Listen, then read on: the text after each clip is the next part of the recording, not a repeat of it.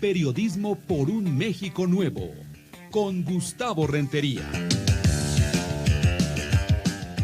Querido Pepe Alam, ¿tú qué opinas de esta fórmula que ha decidido Alfredo del Mazo como gobernador del Estado de México en cuanto a su relación con el gobierno federal? Pensemos en Enrique Peña Nieto cuando gobernaba Felipe Calderón. Se le iba de las manos como agua a Felipe Calderón el país, ¿no? Ya para el segundo año ya era un rockstar el señor Enrique Peña Nieto, hacía viajes internacionales y todo mundo estaba ya haciendo un círculo para impulsarlo rumbo a la presidencia de la República.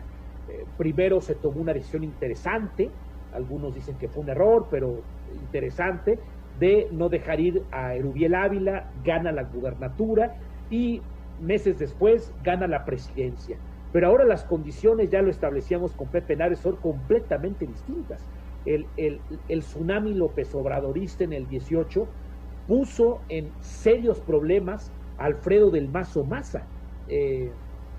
Tienes ahora que ir a ver a secretarios de despacho de Morena y a un presidente de la República muy activo, por cierto, en sus giras, que es de otro partido distinto al tuyo y que quiere, hay que decirlo abiertamente, meter, llámese a Higinio, llámese a la maestra Delfina o a quien él decida como candidato para ganarle al gallo o la gallina, llámale del PRI o de la alianza opositora PAN-PRI-PRD.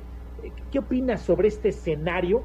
Como dice Pepe, tu tocayo, no le hubiera gustado vivir al gobernador, pero así son las cosas, así es la realidad, Pepe Alam. Mira, me parece que el estilo del priismo del Estado de México no ha sido en los últimos años de confrontación en contra del gobierno federal en turno. Cuando la Revolución Institucional cayó en el año 2000 con aquel efecto de Vicente Fox Quesada y el PAN, la postura que asumió el Estado de México no fue de confrontación, el mismo caso fue frente al gobierno de Felipe Calderón Hinojosa. Incluso diversos analistas y diversos políticos han señalado que incluso hubo colaboración del gobierno priista en turno, incluso en elecciones en favor del Partido Acción Nacional, para evitar desde aquel momento la llegada al poder de Andrés Manuel López Obrador, quien ya empezaba a caminar desde el Partido de la Revolución Democrática en contra de la hegemonía del PRI a nivel nacional.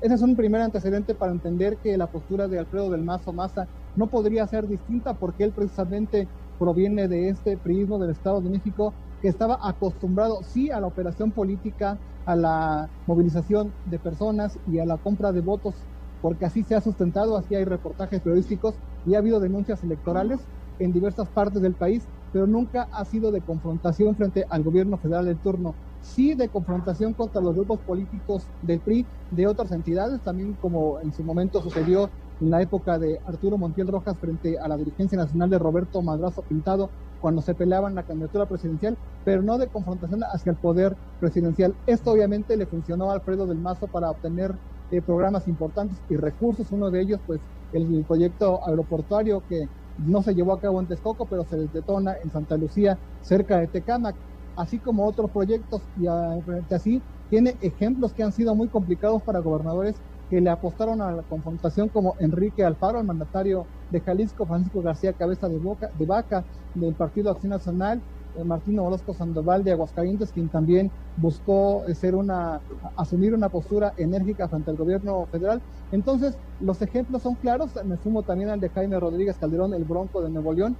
Los ejemplos de los diversos gobernadores que lo intentaron terminaron muy mal, incluso cuando había episodios que ponían en riesgo la estabilidad del país, como el tema ligado al huachicol. Tú recordarás que Enrique Alfaro, el gobernador de Jalisco, se quiso poner muy enérgico frente al gobierno federal, y ¿cuál fue la respuesta? Que lo dejaron sin gasolina y paralizó a esa entidad. A partir de ahí creo que atemperó su postura y reconsideró. Tiene unas ventajas no tener presidente del PRI, decía en Los Pinos, en Palacio Nacional, Pepe Nader, porque yo diría que hoy Alfredo del Mazo ya tiene el gabinete que él desea. Es decir, antes el presidente, ahí te encargo a tal, y tenías que meter, y más ahora que el PRI está de capa caída, no sé si coincidan conmigo, pero es el gran derrotado de las elecciones pasadas. Hoy está gobernando y envió al Congreso, como dice Pepe Alan, a quien él quiso. No tuvo que pedirle permiso a Alito Moreno o tuvo que llevar la lista a Palacio Nacional a Los Pinos. El presidente hoy el gobernador tiene un gabinete con el cual él tiene la facultad constitucional de nombrar y remover a quien le venga en gana, mi querido Pepe Nader. En ese sentido, Gustavo, yo creo que sí. No existe presidencialismo priista, que fue parte de la historia de México, esa dictadura perfecta de la que tanto se habla en el siglo pasado y parte de este siglo cuando gobernó Enrique Peña Nieto. Sin embargo, yo estoy convencido que al gobernador le hubiera gustado tener un presidente priista, y más ante estas ¿Quién circunstancias. sabe? A ver, ¿quién sabe? Yo creo, fíjate, recuerdo de que tuvimos a un gobernador que era priista y se vino el primer presidente panista, Vicente Fox y Arturo Montiel. Lo debes de recordar muy bien. Claro. La primera vez que el Estado de México tuvo una oposición, pero no veías este ambiente tan negativo, tan ríspido, tan beligerante. La verdad es que ahora...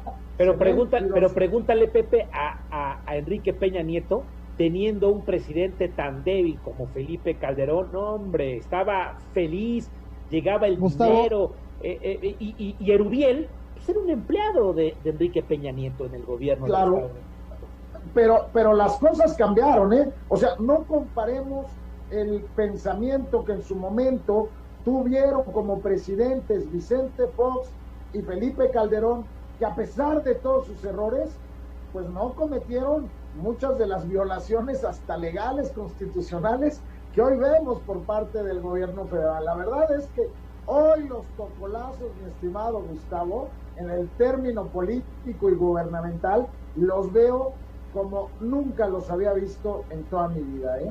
A ver, ¿qué querías decir, Gustavo, yo, Pepe? Adelante. Yo quería apuntar respecto al comentario de nuestro amigo Pepe Nader, es que, en mi opinión, ante la ausencia de un presidente de la República emanado del PRI, les ha venido mejor a los gobernadores priistas en razón de lo que tú dices. El priismo está acostumbrado a transitar en la disciplina, en la lealtad de lo que dice el jefe, de lo que dice el presidente de la República, pero en los anteriores tiempos, cuando se inauguró la democracia con Vicente Fox y el PAN, uno de los gobernadores que creció y se consolidó fuera del contexto estatal incluso fue Arturo Montiel Rojas, precisamente, quien construyó, no teniendo un jefe en la presidencia de la República ni quien nos regañara, la fuerza mexiquense.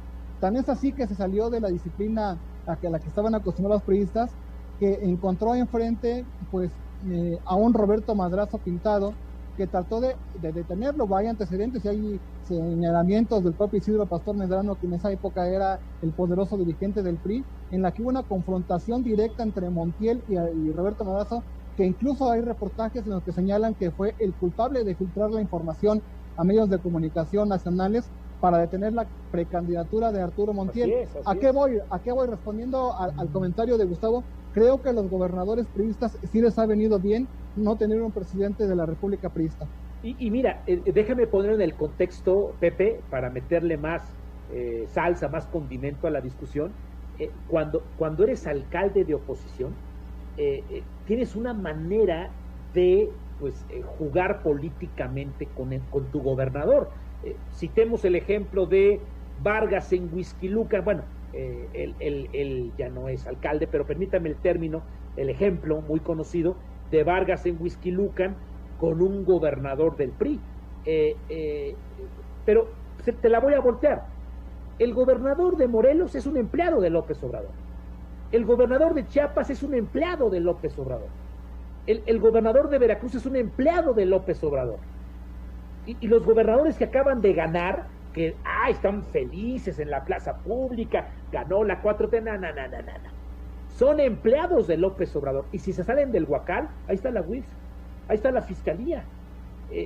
O el presidente les da un mañanerazo, ¿me entiendes tú, no, Pepe? Les da un mañanerazo y les calla la boca. Es decir, este juego de ser oposición ya cambió, porque antes ni te oían, ni te pelaban, ni te escuchaban. Ahora, sí, Pepe, ahora por eso, eres parte de la negociación. Te escucho, Pepe Alan. Por eso, Gustavo, estimado Pepe, por eso quienes desarrollan la política siempre tienen en claro una lógica.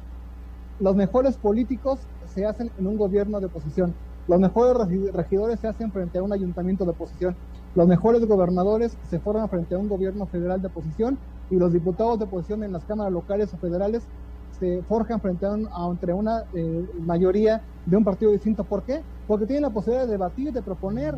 Cuando no es así, pues tiene que presentarle al coordinador parlamentario, de levantar la mano, y recibes la instrucción de dónde tienes que ir. Ahora, déjame secundar el comentario de Pepe Nader.